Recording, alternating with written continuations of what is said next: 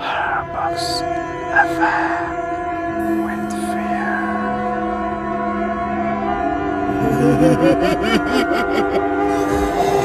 Welcome back to Horror Box FM, episode 11. Lean back, turn off the lights, and make sure your doors are locked. Tonight, we dive into a deeply disturbing, real-life account that will make you look twice at the quiet spaces in your own home. This is a story of isolation, architectural obsession, and an entity that refuses to leave its domain. Grab your headphones and settle in, because this is going to be a very long, terrifying ride. It was late autumn when I moved into the secluded, two-story house just outside of Blackwood, New England. Being a freelance architectural photographer, I craved the isolation. My work required long hours of editing, high concentration, and an environment completely free from urban distractions. The house was beautiful but old, built in the late 1940s, featuring creaking hardwood floors, high ceilings, and a sprawling, isolated kitchen at the back of the ground floor. For the first 3 weeks, the house was an absolute sanctuary. The silence was therapeutic, helping me focus on my portfolio. I spent my days exploring the surrounding woods and my nights working under the warm glow of my desk lamp. But old houses have a way of holding onto their secrets. By the 4th week, the atmosphere began to shift. It started with subtle changes. The air inside the house felt heavier, and a persistent scent of old copper and dried herbs began to linger in the hallways, no matter how much I aired the place out. I dismissed these details as the typical quirks of an aging property. I didn't know that the silence I so desperately craved was about to be shattered by something completely inexplicable. The true horror began on a Tuesday, precisely at 2:14 a.m. I was awake in my upstairs bedroom, meticulously editing photos on my laptop. The house was completely still, wrapped in the dark embrace of the New England night. Suddenly, the silence was punctured by a faint, rhythmic sound. It was a melody, slow, melodic, and distinctly human. A woman's voice, humming a soft, lullaby-like tune. At first, I froze, my fingers hovering over my keyboard. I thought it was a neighbor, but the nearest house was nearly half a mile away through dense, overgrown woods. I crept out of bed, the cold floor biting at my feet. Standing at the top of the stairs, I listened intently. The sound was coming from downstairs, specifically echoing from the kitchen.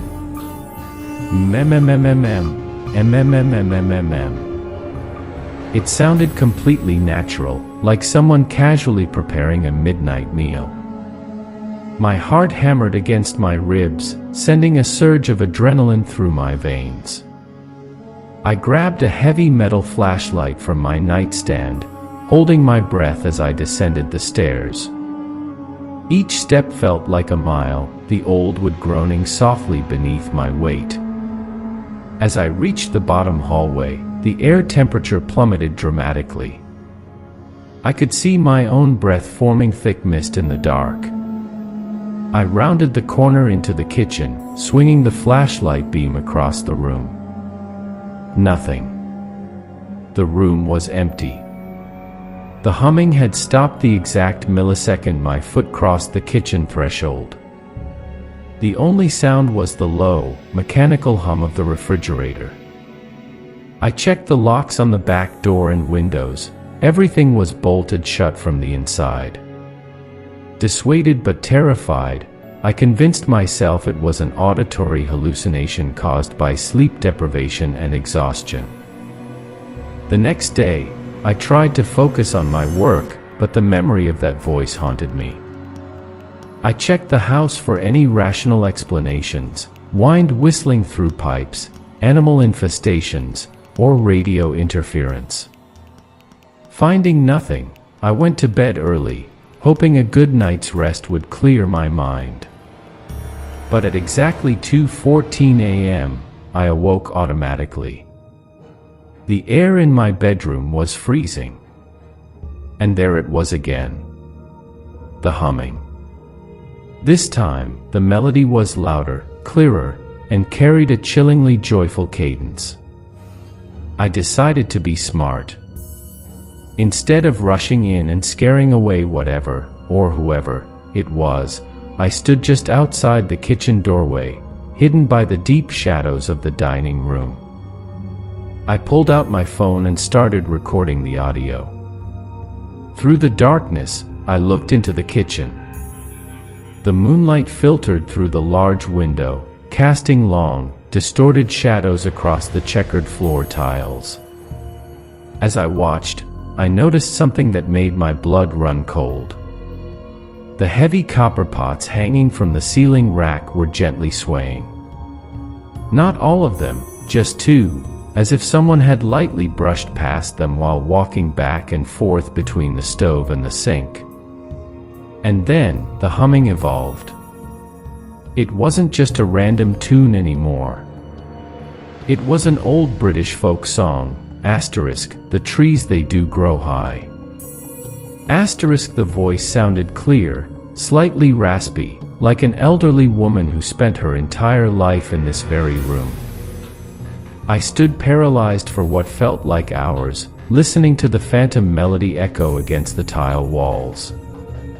My hands shook so violently I almost dropped my phone. To prove to myself I wasn't losing my mind, I pressed the power button on my flashlight. The bright LED beam cut through the kitchen.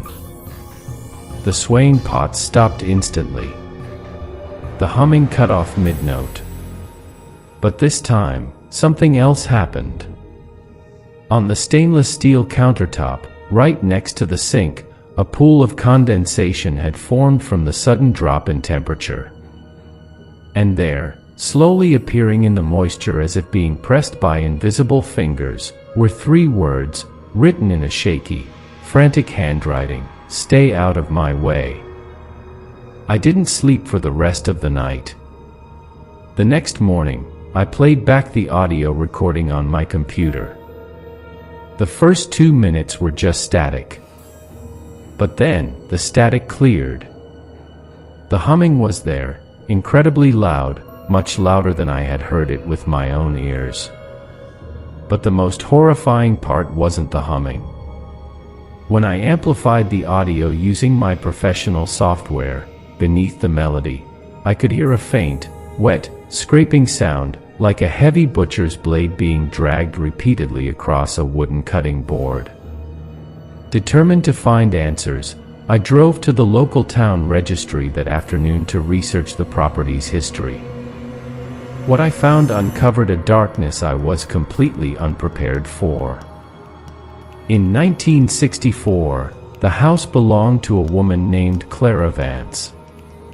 She was known to be an eccentric, reclusive widow who spent almost all her time baking and cooking. Her neighbors reported that she would constantly hum old folk tunes while working in her kitchen. One winter evening, Clara simply vanished. Her family called the police when she didn't answer her phone for a week.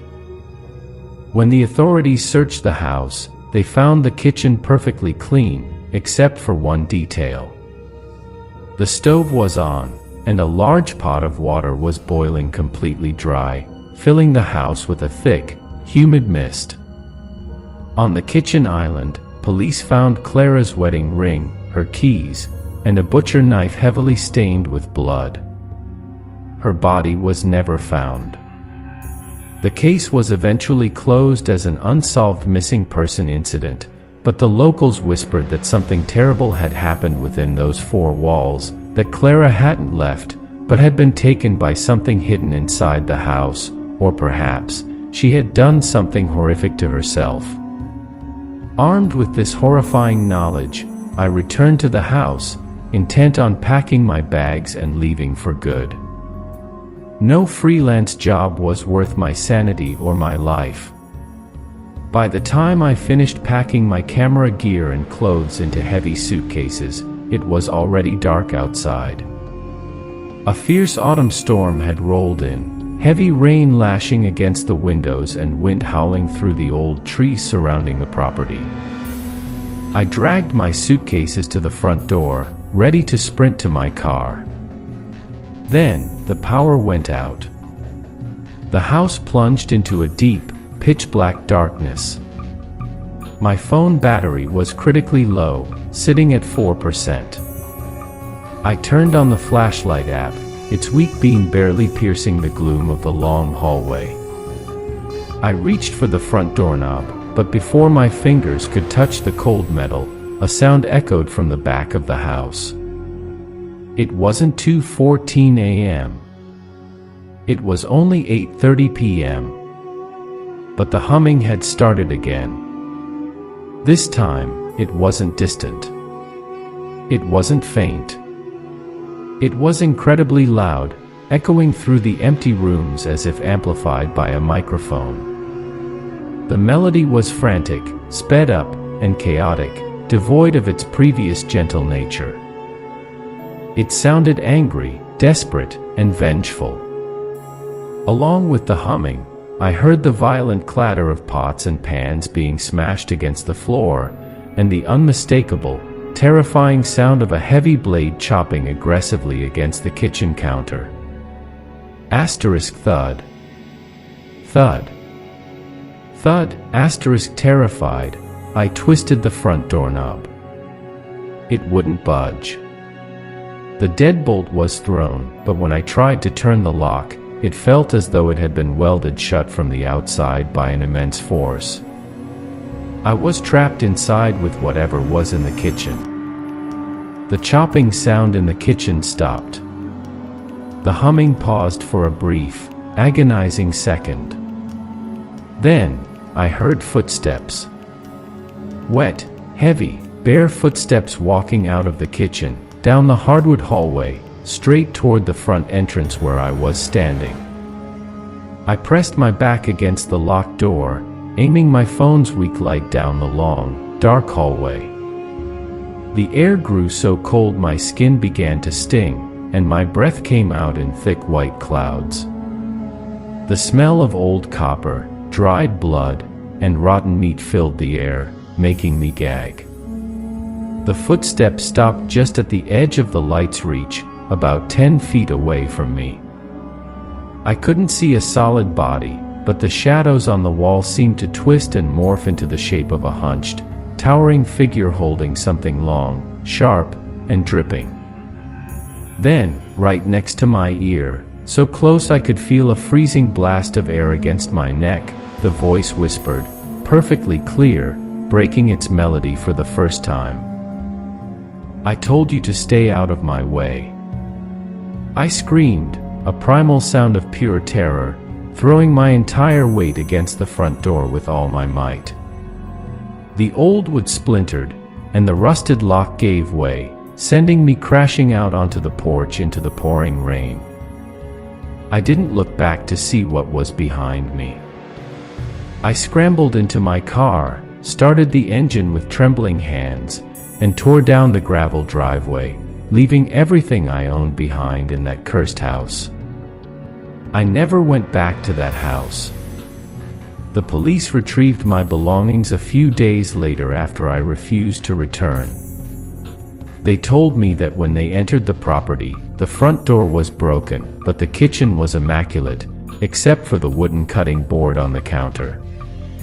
It had been chopped completely in half by a massive force, and carved deeply into the scarred wood was my name, fresh and dripping with a dark, unidentifiable fluid. To this day, I can't stand the silence of a quiet house. Because every time the rooms go still, I swear I can still hear that faint, rhythmic melody echoing in the back of my mind, waiting for me to walk back into the kitchen. Stay tuned every day with me, Horror Box FM. Horror Box FM with fear.